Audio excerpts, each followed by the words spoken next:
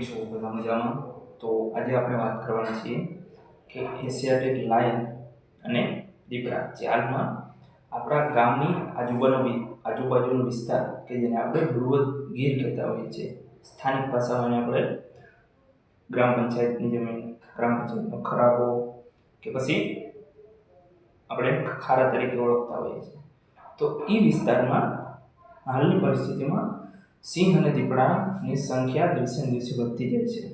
જે કાલ સવારે એવો બનાવ ના બને કે આપણે અને માનવ અને વન્ય પ્રાણી વચ્ચે સંઘર્ષ થાય અને સંઘર્ષમાં એકાબીજાને મારવા ઉપર આવી જાય. તો એવો બનાવ ન બને.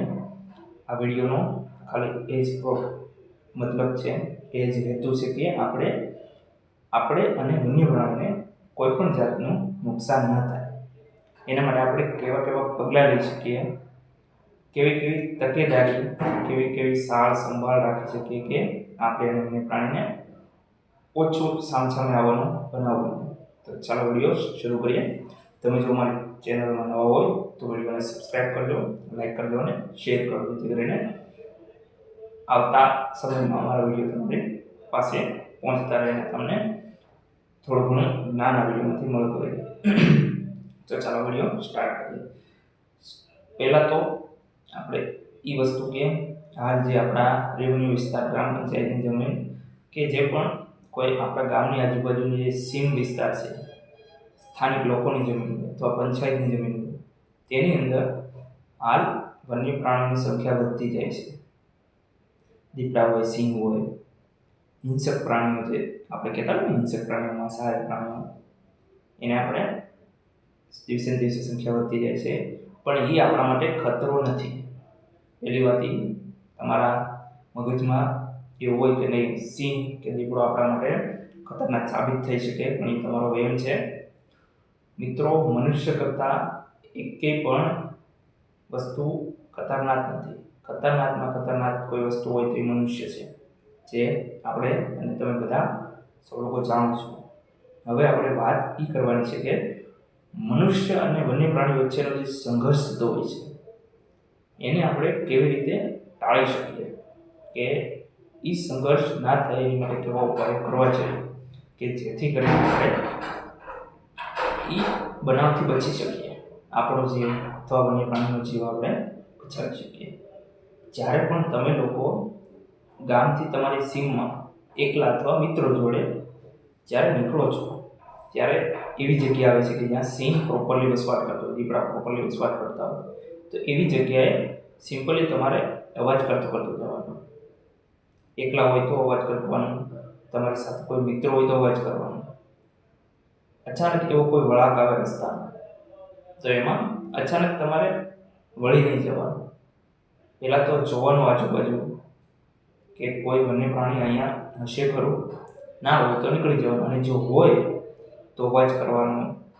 કોઈ પણ રીતે તમારે અવાજ કરવાનો, જેથી કરીને સામેવાળું વન્ય પ્રાણી ચેતી જશે અને તમારા રસ્તામાંથી હટી જશે અને તમે નીકળી જશો. અથવા તો તે સામે આવે તો આપણે તરી જવાનું.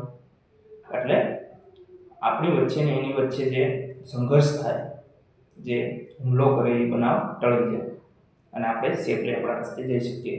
બીજું કે ખેડૂત મિત્રો કે જેઓનું ખેતર જે વન્ય પ્રાણી જે રહેતા હોય, વસવાટ કરતા હોય, એની બાજુમાંથી પસાર થતું હોય, એવી જગ્યાએ તમારે જો રાત્રિના સમયે જતા હોય તો સિમ્પલી બાઇક ઉપર, સાયકલ ઉપર, તમે ચાલીને કોક જતા હોય તો એની માટે તમારે એક લાકડી સાથે રાખવાની, ટોર્ચ સાથે રાખવાની, અને સિમ્પલી સિંગલ હોય કે ડબલ હોય, બે માણસ હોય કે સિંગલ માણસ હોય, જતાં વાતચીત કરતી જવી, જેથી કરીને વન્ય પ્રાણી જ્યારે તમારી બાજુમાં આવે ત્યારે અંધારામાં તમે તો એને નહીં જોઈ શકો, પણ એ તમને જોતું હશે.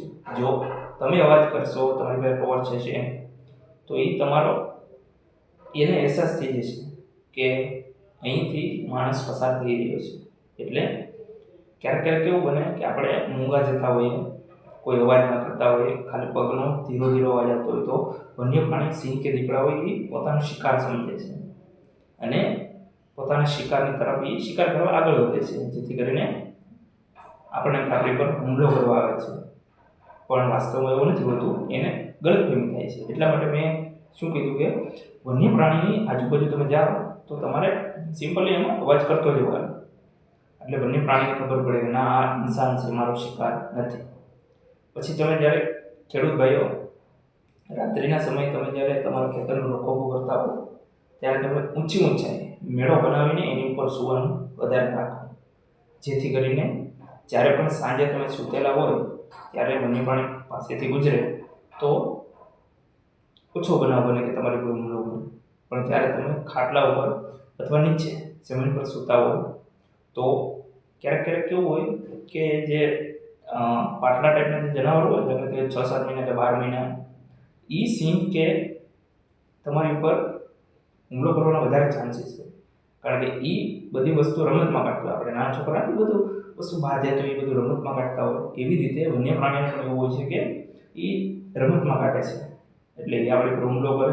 અને વધારે જો ગંભીર રમતગમતમાં ફેરવાય, ગંભીર રીતે એ રમતગમત કરતું હોય તો એની મમ્મી હોય કે એના પપ્પા હોય, એ મોટા જે સિંહ છે એ પણ આપણી પર હુમલો કરી દેતા હોય છે અને આપણી જાન બચાવતી હોય છે. એટલા માટે ખેડૂત ભાઈઓને ઉપરછું એટલે વન્ય પ્રાણીમાંથી સામાન્ય રીતે પસાર થઈ જતું હોય છે.